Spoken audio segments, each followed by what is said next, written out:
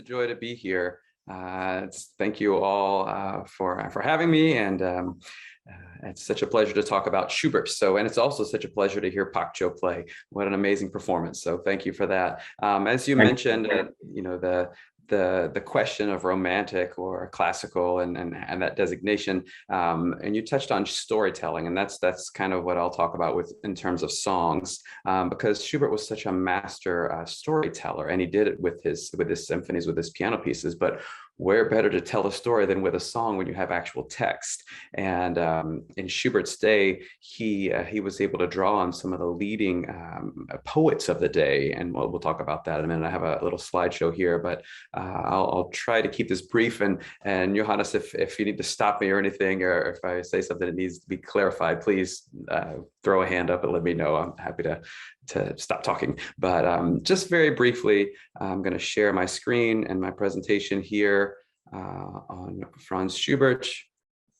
We have just a nice little picture here, and his dates, as already mentioned by Pak Jo. What's pretty astounding is his brief life of 31 years. He composed over 600 songs.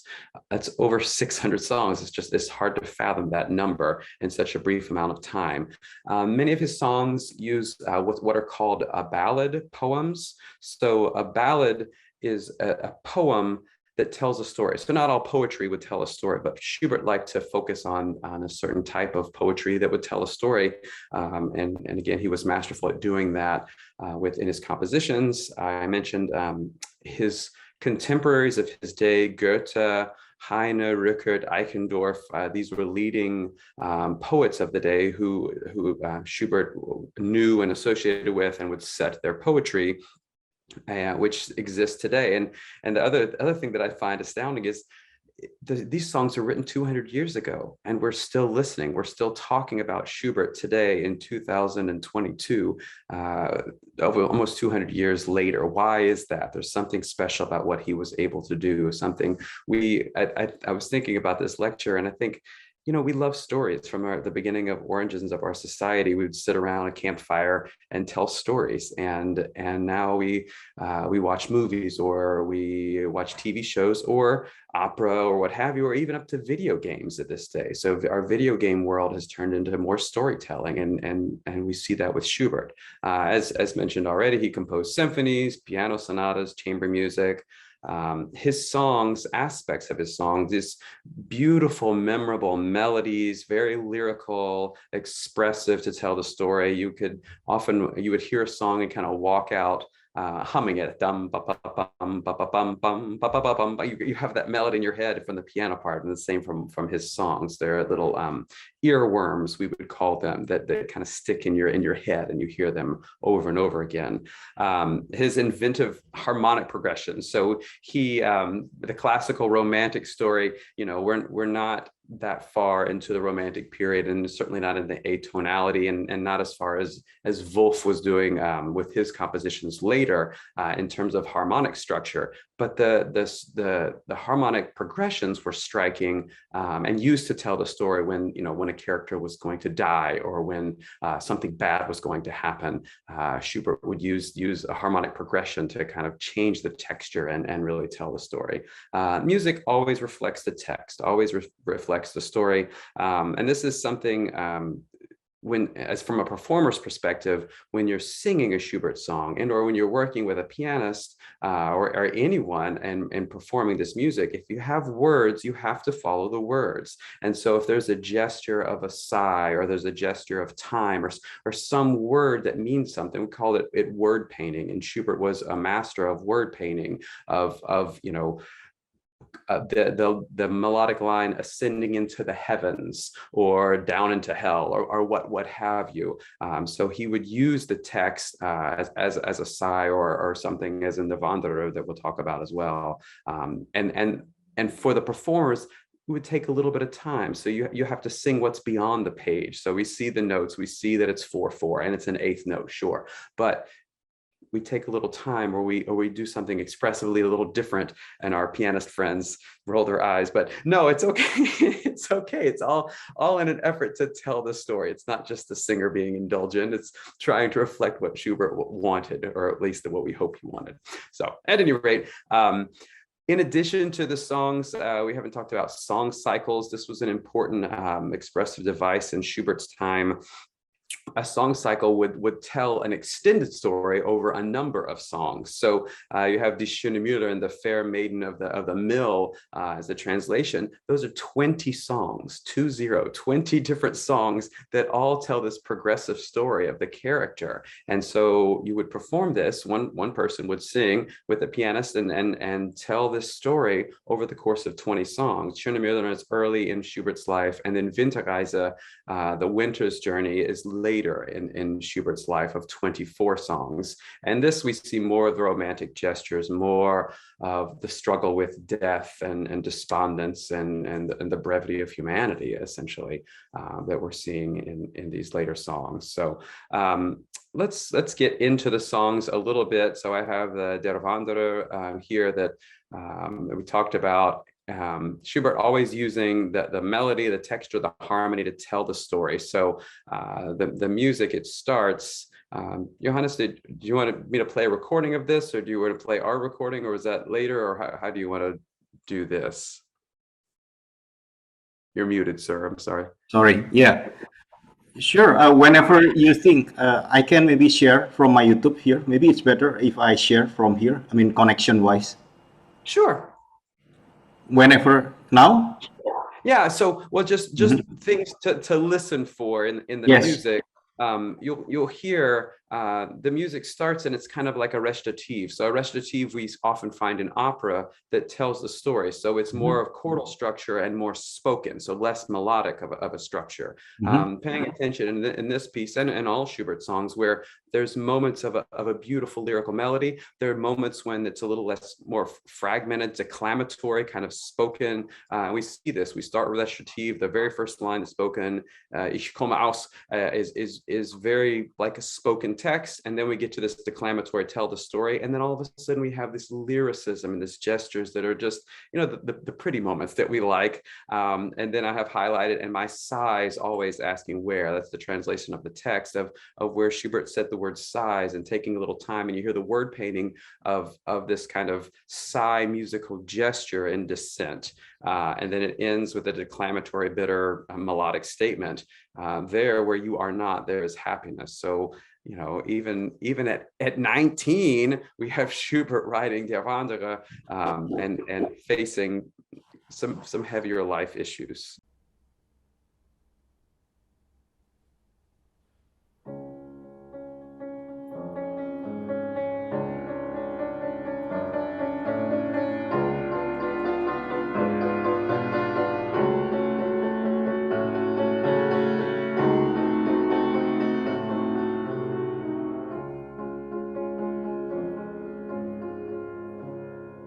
Ich komme vom Gebirge hier,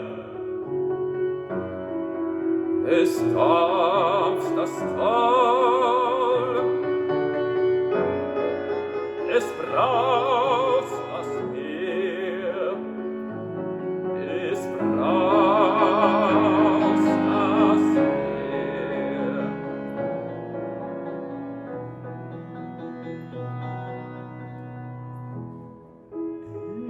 Ich wandle still, bin wenig froh,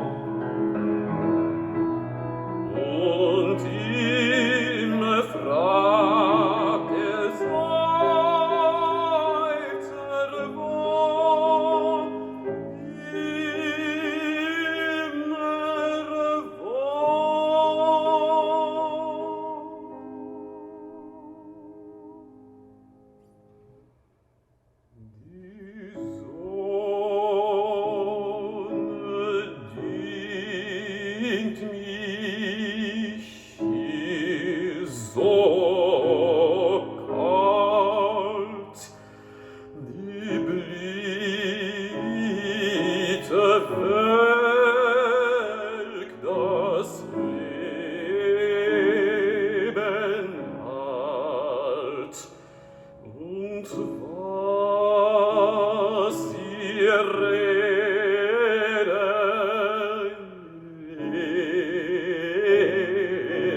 Schall. Ich bin eine Fremdling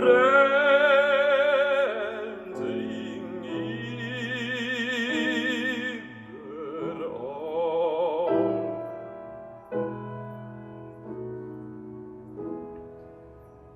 Wo bist du, mein geliebtes Land, gesucht, geahnt und nie gekannt? Das Land so hoffnungsgrün,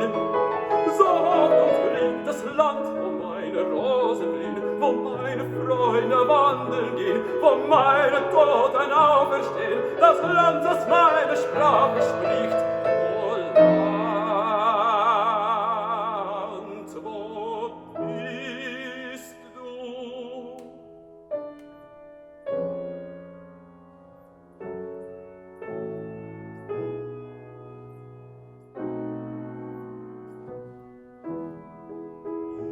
Ich wandle still, bin wenig froh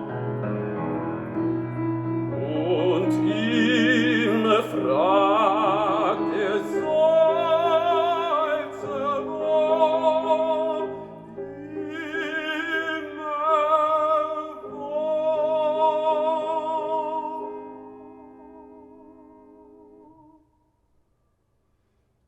Und geisterhautend wir zurück, dort, wo du nicht bist, dort ist das Glück.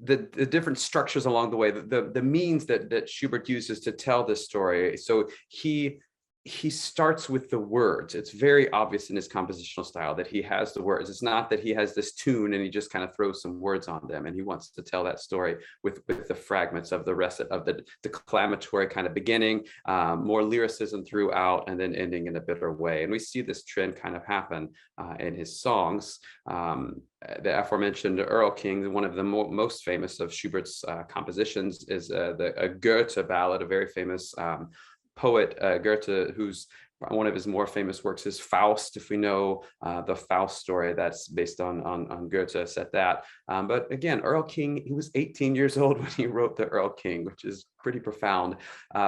We have 4 different characters. So there's only one singer, one vocalist, but the vocalist has to kind of shape and change the voice to sound like 4 different voices in this one song to tell the full story. It's like a mini opera wrapped up in a 4-minute song, which is pretty special, I think. The 4 characters are the narrator, so you have this narrator kind of telling the story, more neutral, the father, and the music. The characters are depicted in various uses of vocal settings. So the father is very lyrical and low kind of voice. So the setting for the vocal line is lower for the father. The Erl King is this creepy kind of figure of death, a spiritual character that's chasing the young boy.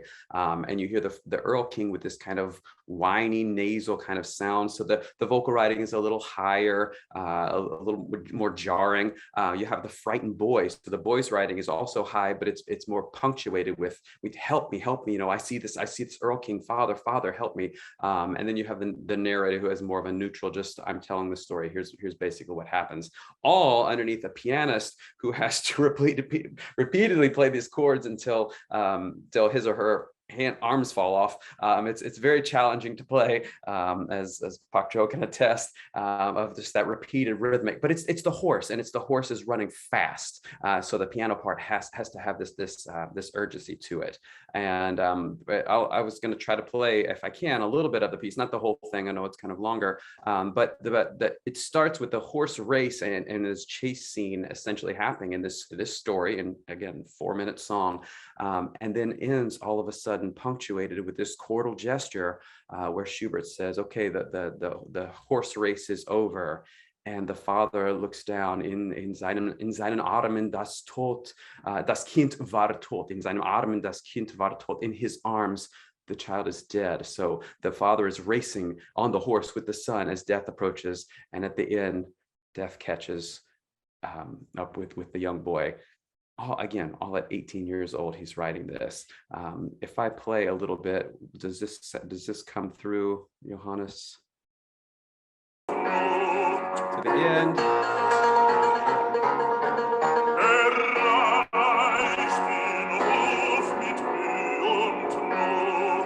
narrator concludes.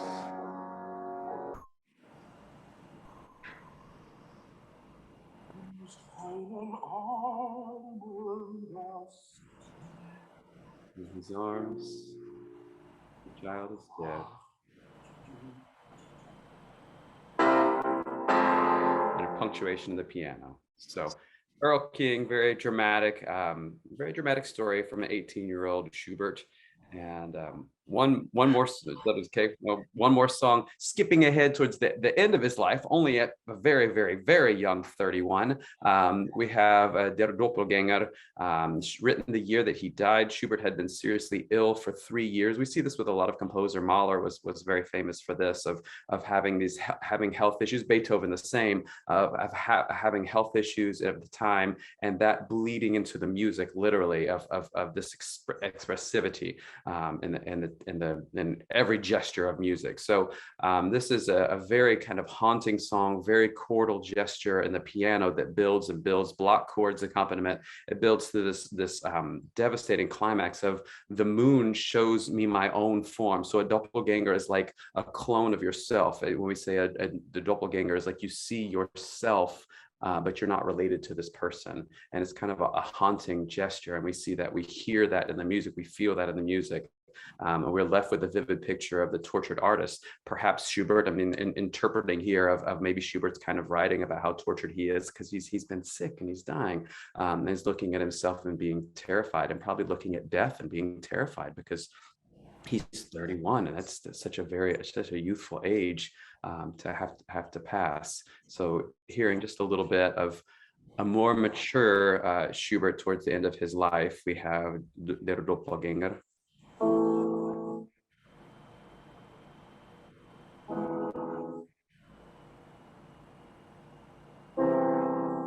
Sound okay?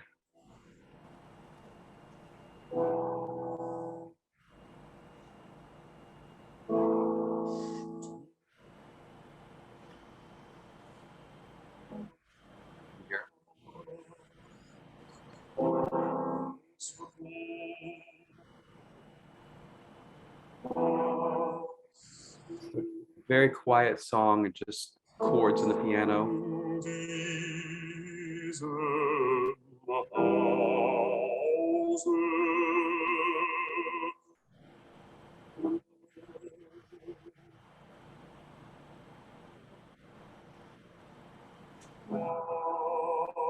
Yes, okay. No.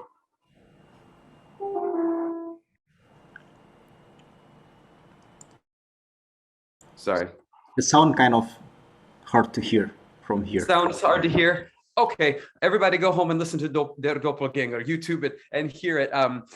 It's definitely worth your time. It's just 4 minutes or so. Here's the translation. You can kind of hear it. I'm sorry that didn't work. I tried to embed, but MP4s wouldn't, and I couldn't convert. And anyway, but tech issues. But you all know the YouTube, and you can check out Der Doppelgänger. But again, it repeated chords that build very slowly. It's what's called passacaglia in musical language, of this repeated pattern, this repeated gesture, and it shows a more mature gesture by Schubert, and kind of leading into what Johannes was saying. This is him in that full romantic period. I would say more so than the classical earlier writing.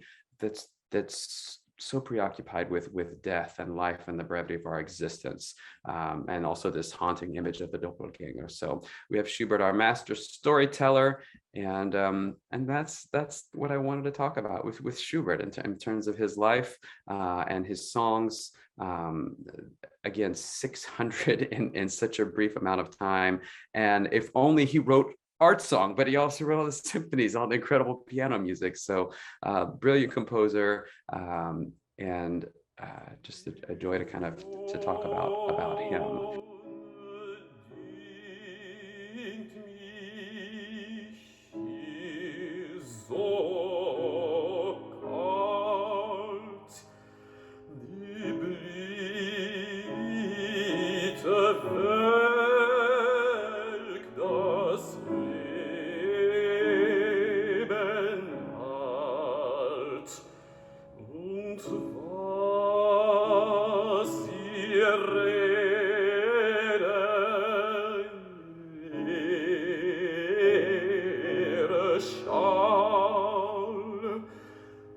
Ich bin eine Fremde